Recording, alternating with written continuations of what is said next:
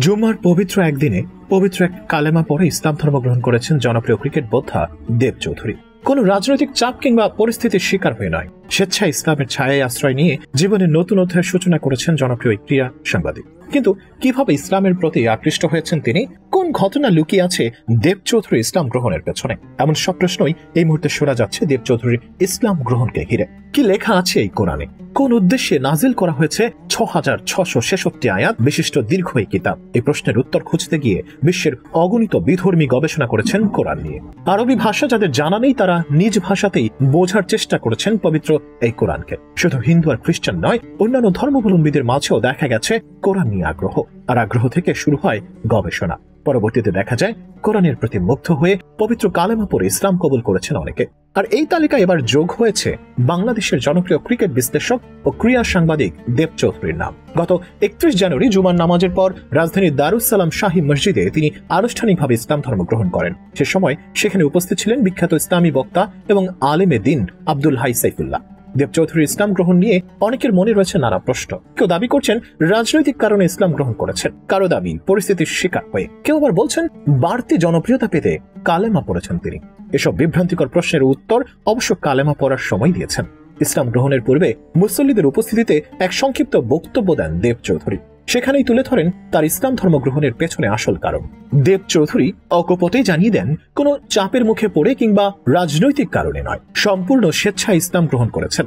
সে সাথে এও জানান এখনো আরবি পড়তে না পারলেও তার ঘরে কোরআনের বাংলা অনুদিত ৩টি কপি আছে। কোরআনের এসব অনুবাদ প্রায় প্রতিদিনই পড়েন দেব।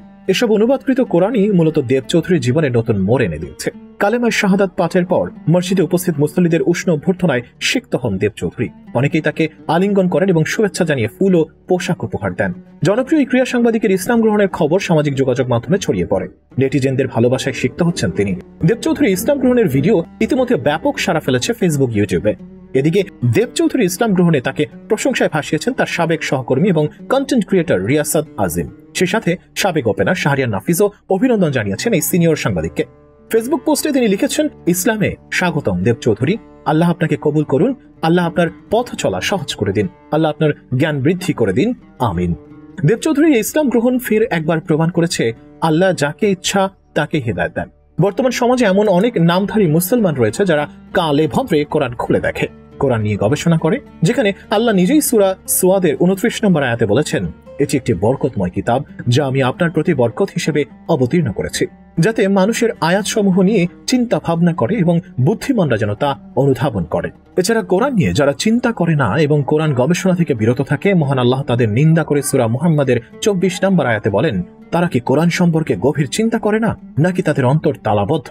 আমাদের নবীজিও তার ৬৩ বছরের জীবনে সাহাবীদের এই কোরআনের শিক্ষা দিয়েছেন। পাশাপাশি সে যুগের প্রেক্ষাপট সামনে নিয়ে কোরআনের ব্যাখ্যাও বলে দিতেন। তিনি নিজে কোরআন নিয়ে চিন্তা ভাবনা করতেন, সাহাবীদেরও কোরআন নিয়ে চিন্তা ভাবনা করতে উৎসাহিত করেছেন। যারা কোরআন নিয়ে চিন্তা ভাবনা ও গবেষণা করেন এবং কোরআনের আয়াত শুনে বিগলিত হয়ে যান, তারা বিশেষ মর্যাদার অধিকারী হয়ে থাকেন। আল্লাহ তাআলা তাদের প্রকৃত মুমিন ও জ্ঞানী বলে আখ্যায়িত করেছেন।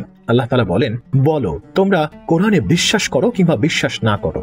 ইতিপূর্বে যাদের জ্ঞান দেওয়া হয়েছে তাদের যখন কোরআন পাঠ করে শোনানো হয় তখন তারা অধোমুখে সিজদায় লুটিয়ে পড়ে, আর তারা বলে, আমাদের রব মহান পবিত্র, আমাদের রবের ওয়াদা অবশ্যই পূর্ণ হবে। তারা কাঁদতে কাঁদতে অধোমুখে সিজদায় লুটিয়ে পড়ে, আর তা তাদের বিনয় ও নম্রতা বাড়িয়ে দেয়। কোরআনের আয়াত নিয়ে চিন্তা ভাবনা ও গভীর মনোনিবেশ বান্দার জন্য ইহকালীন ও পরকালীন সৌভাগ্য নিয়ে আনে। এর মাধ্যমে আল্লাহর ভয় জাগ্রত হয়, ঈমান বৃদ্ধি পায়, ভালো মন্দ বুঝতে পারে, মন্দ ও অকল্যাণ থেকে দূরে থাকে, অন্তরে দুনিয়ার বাস্তবতা ফুটে ওঠে, হৃদয় কোমল হয়, আল্লাহর রহমত ও ফেরেশতারা তাদের পরিবেষ্টন করে রাখেন। আল্লাহ তাআলা বলেন, মুমিন তো তারাই আল্লাহর কথা আলোচিত হলেই যাদের অন্তর কেঁপে ওঠে, আর তাদের কাছে যখন তার আয়াত পঠিত হয় তখন তা তাদের ঈমান বৃদ্ধি করে, আর তারা তাদের রবের উপর নির্ভর করে। কোরআনের এমন কোন আয়াতই হয়তো জীবন নিয়ে নতুন করে ভাবতে বাধ্য করেছেন দেব চৌধুরীকে। দেব চৌধুরীর মতো এমন অনেকেই কালেমা পড়ে মুসলমান হচ্ছে, যারা হিদায়াত পেয়েছেন কোরআনের মাধ্যমে।